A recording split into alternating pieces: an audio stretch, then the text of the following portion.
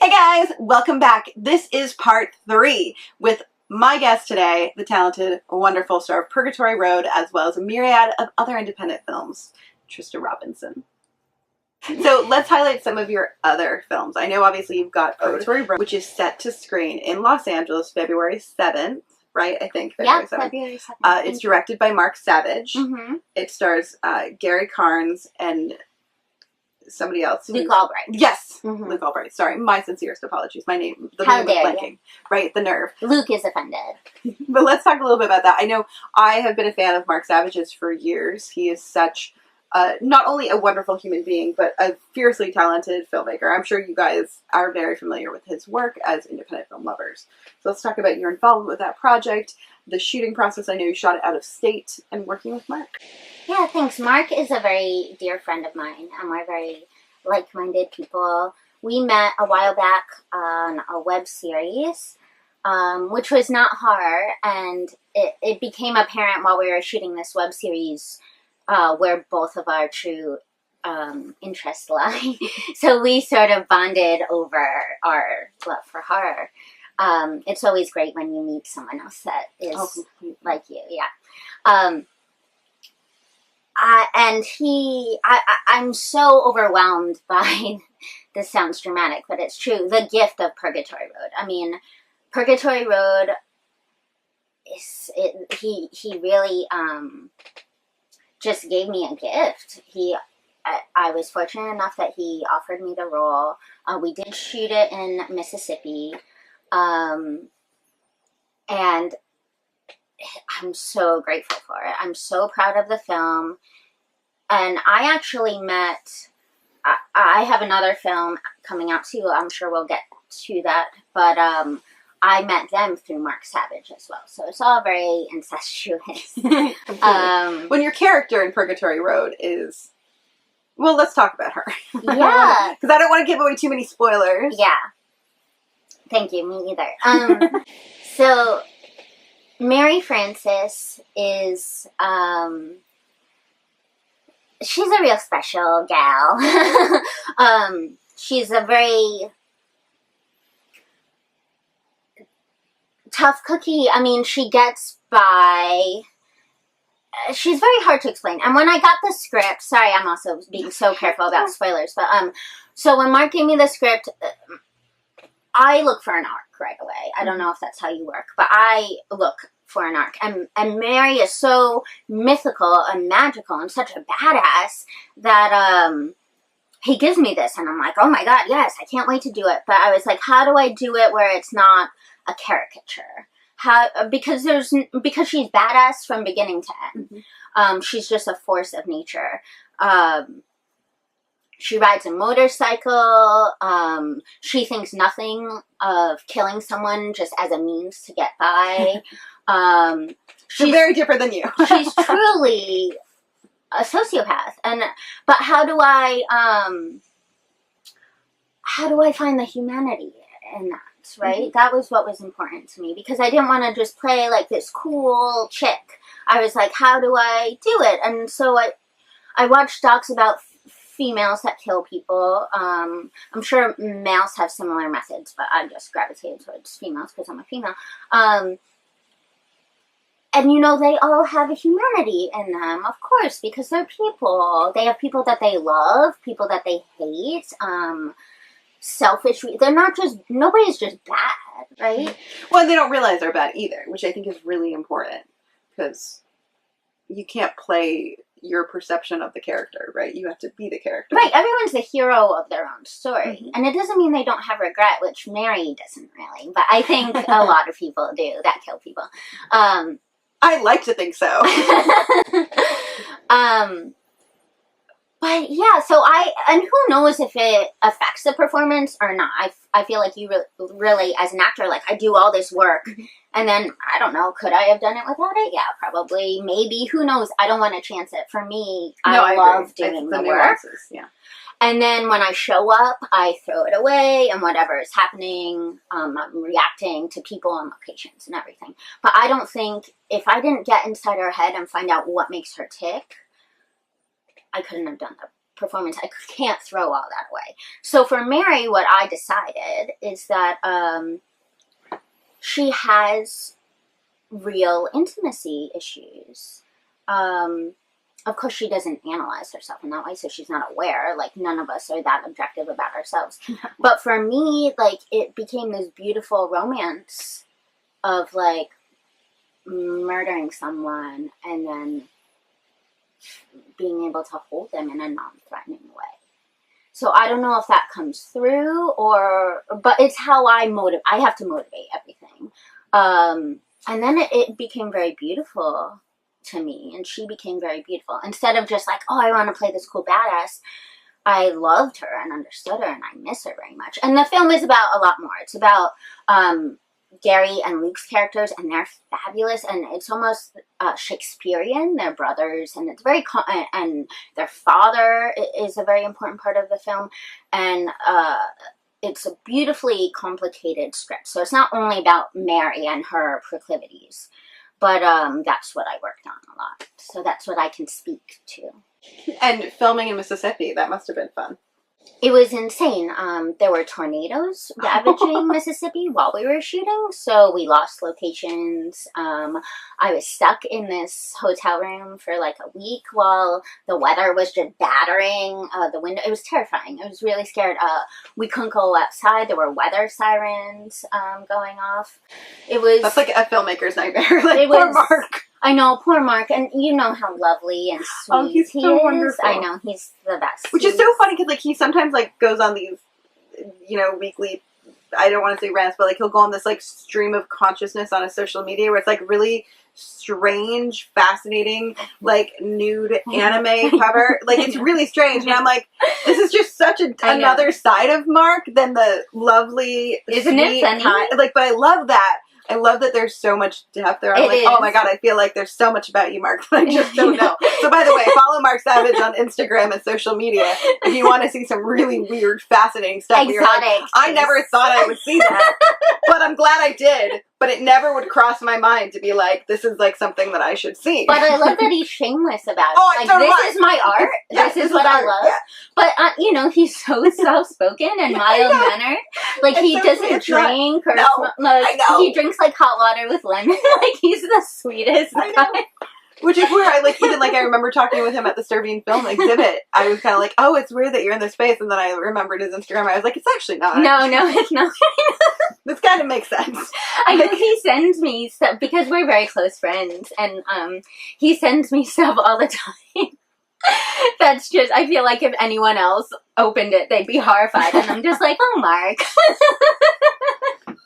Thank you for always opening my mind. So we know Purgatory Road is going to be screening February 7th in Los Angeles, so check that out. I will link it down below. But do you have any idea on the release date? The 12th. The 12th of February? Oh, wow. Okay, good to know. Okay, that's fast. Yeah, thank you. Awesome. Love that.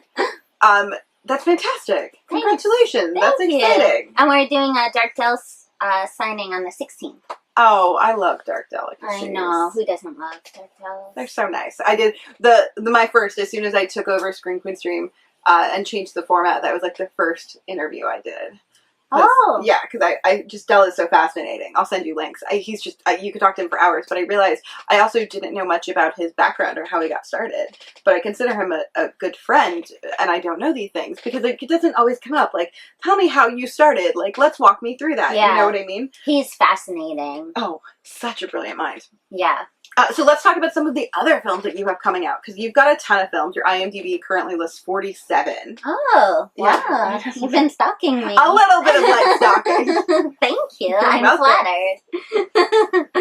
Thanks. Yeah, I also have Echoes of Fear. Oh, which is looking amazing. Thank you. The cover art's exceptional. It had you. a really good festival run. Still running through awesome. The summer.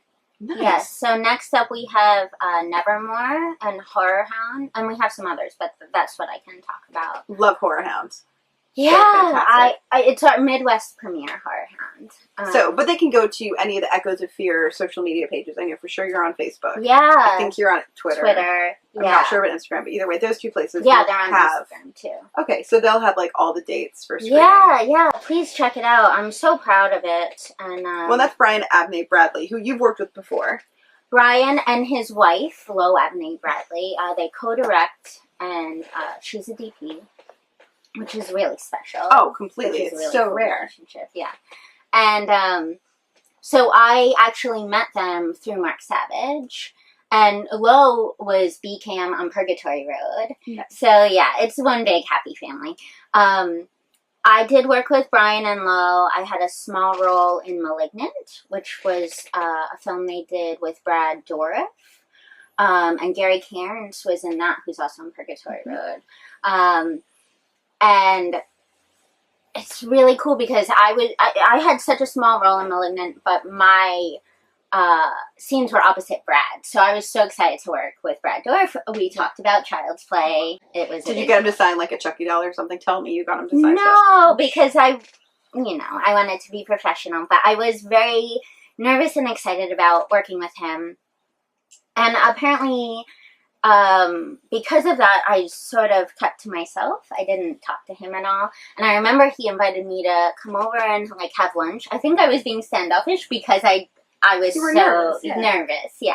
And like not wanting, there is a hierarchy on sets, even independent sets, whether people like to think it or not. There often is, rather. Like, not in a bad way. There's just like the people that you know are like the stars of that film, right? Like, they're the people that everyone's spending money on, and you kind of, for me, I always find like you kind of have to read the room a little bit and like get to know how the set's going before you can see like how much time you want, or like, you know, who you push where, or like how you operate. Yeah, and I was a day player, and I didn't know them that well at the time. Now Brian and Lo, they're like my family, but at the time I didn't know them that well.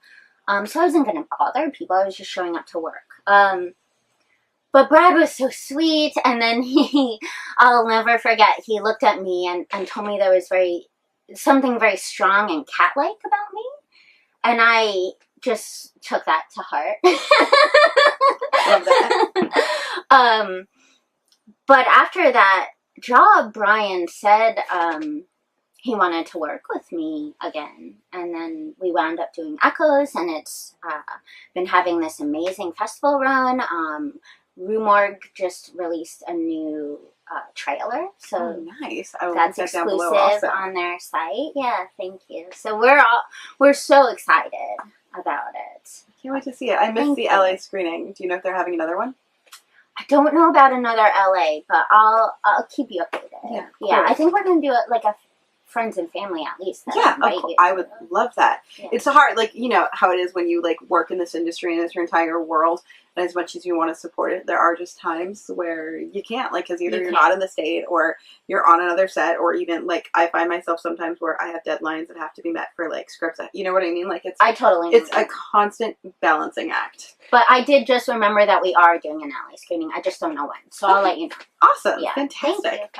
Unrelated to film whatsoever, but one of the things that we have in common is our passion for animals. I know you have a bunch of cats, and thank God you're dog friendly, because my dog's now obsessed with you. Oh, he like turned away from me. He's just like, let me have all the pets. Have you always been an animal person? Yeah, I'm a crazy animal person. Always have been. In fact, my new film that I can't talk about, but I've got a horse in that film, so I'm excited. And in Echoes, I had the mouse, of course. So I've been getting to work with animals a little more, which is great because it's a marriage of what I love the most, acting and animals. Yeah, I'm an insane animal person. I can't help it. I'm looking at Sally while I talk, but to the point where I'm just very sensitive about animals. I would have been a vet if I were steelier, you know. Yeah. But maybe one day I can. My ultimate dream is to be able to save animals in some way that I can't like do it hands on though. So yeah, because it's very hard. It doesn't help anyone to show up and be like debilitated. Yeah.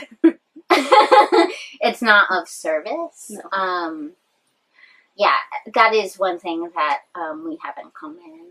I know you have a huge heart for animals. Oh, completely. Well, and that's also where I personally, people are like, why do you have a dog and 3 cats? And I'm like, because I can handle that. I can afford it financially, and I can handle it in my actual daily life. So for me, working at animal charities is hard because I always want to save them all. And realistically, you can't, financially or space-wise. But I think that for me, if I can like give 3 cats a home and a dog, that's better than like 1 cat, and I can love them all, and there's like time for all of them. So I kind of like think that that's kind of what I try to do. And then financially, there's a couple charities I support. It's tricky because I'm not fans of kill shelters, obviously. But I also understand like there's a problem that we're trying to get ahead of. You know, so for me, it's right to keep as many animals as I can comfortably, financially, safely afford, you know, and have them all get along. Or like at least try to take them in when I find them and then find them homes, you know. But sometimes like Solomon, they just don't leave. He was originally going to come from set in Florida. I was going to bring him here and like pawn him off on anybody. And then clearly... He's not going anywhere. No, I was like, for love of my life, he's not allowed. But it's actually something I say too to actors. If you are an animal person, get an animal.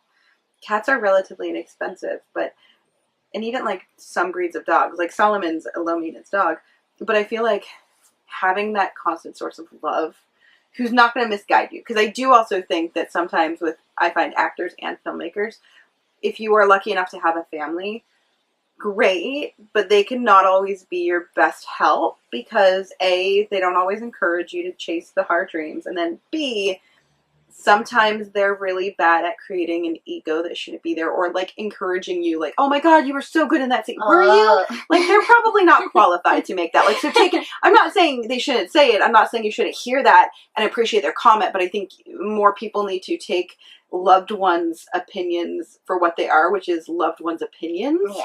So not necessarily, oh, my mom said I was really good in this role. Cool, that's awesome. Give her a hug, but maybe look at other more objective opinions. Or like, my mom loved this short. It was really well done. Okay, cool, but maybe reach out to people that like actually know editing. Get their opinion. Like, it'll make you a better at whatever you're doing. So I like having animals in my life as an artist because A, they'll never lead you down that rabbit hole. You know, because they just love you regardless and they can't speak.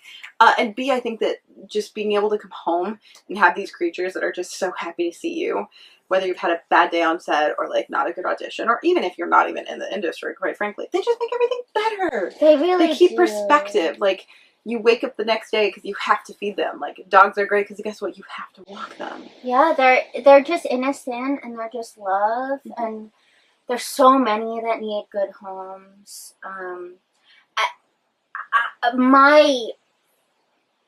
I'm even hesitant to say pet peeve because it's more than a pet peeve. But what drives me crazy is when people don't take care of their animals. Same here. Agree. Like, don't take it if you fathom. I'm almost OCD when I leave my home because I want to make sure my babies are okay. You know, I can't. They're so innocent, and for me, that's part of why I'm an actor. Really, mm-hmm. is that sensitivity. You know. Oh yeah, he was abandoned. They actually, all of these were found and abandoned. It's more than my mind can handle. Like how it's really hard for me to understand that someone who is made up of the same things that I'm made up of could do that. Right. Well, and especially because like when I found him, he was already like, he's just naturally a pretty well behaved dog, right? Like he doesn't make a mess. He doesn't chew things. Like he doesn't. So I'm not saying he didn't go through that. As a puppy phase, obviously I don't know. But when I found him, he was like that. So for him to be abandoned at 2 years of age, or like thereabouts, I don't know how long he had been abandoned for. The vets all thought for a little bit, like X amount of months. But still, like at some point he had a home. Like how, I have no idea how anyone. Oh, neither can I. I'm just glad that they did, because obviously mine. And like if you're gonna do that, then I will take him. Yeah, I will keep him forever and ever and ever. That's what I tell my guys all the time. I'm like, I love you forever. I like look in their face like that, and they're like, "All right, mom, back up." Like that's the difference between cats and dogs, right? Like the cats are like, "Go away," Yeah. and the dog is like, "I love you too. Never leave me." My guys are pretty needy, though. I've coddled them. I know. If they'd never make it outside, and they'll never have to. But they'd just be like, "I'm mommy's special boy," and the other cats would be like, "All right." You're that kid in the classroom. Yeah, they've been coddled a bit. So before I let you go and get on with your daily life, I'm curious, is there any, you play such diverse characters. Oh, Are there any types of characters that jump out as a goal that you'd like to play? Does that even cross your mind as like, hey, at some point I should try this, or I'd like to do this? Yeah, I think I'm just gonna say it. I don't know if I'm allowed to say it, but I think I'm just gonna be A rebel. Saying it very carefully. My next film is a Western. Oh, that is so fun. Which is crazy. Which is nothing that I've ever played or imagined that I could play. Obviously I do horror. So, yeah, I'm currently studying something that is completely foreign to me and terrifying. And, we'll see what happens. Well, keep us posted. Thanks. Nice segue into the next question, which is, where can people find you on social media? I will also link everything down in the description box below, so you don't have to like spell it all out. Thank you. Trista Robinson, that's my name. So you can find me, I'm not on Instagram, but on Twitter or Facebook. Nice. And obviously IMDb will have the details to all of your movies. Yeah. Where you can go check them out. I think you'll be shocked at, you're like, oh, I saw that movie. Yeah, that's right. You're in that. And you were really great.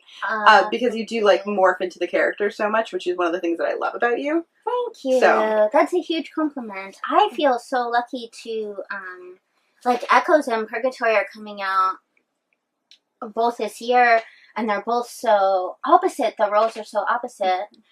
How fortunate for me to get roles with such a range, you know, from a Western to a serial killer to a deaf woman.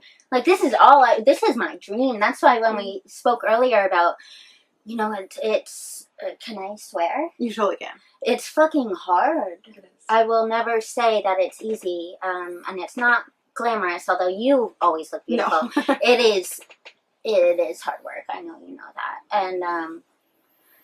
And I'm so grateful that I get to live my dream and that all of my sacrifices are not for naught. You know? It's pretty special. Well, thank you so much for coming on the show. I really appreciate it. Yeah, thanks for having me. I'm getting very emotional. Awesome. Hey guys, don't forget to hit the like button down below and also subscribe. I produce new videos on this channel every week, usually multiple times a week. And for 10 billion bonus points, as well as some really cool science swag, behind the scenes stuff, extra videos, check out the Patreon that we do that helps us support the show. Thanks guys. Bye.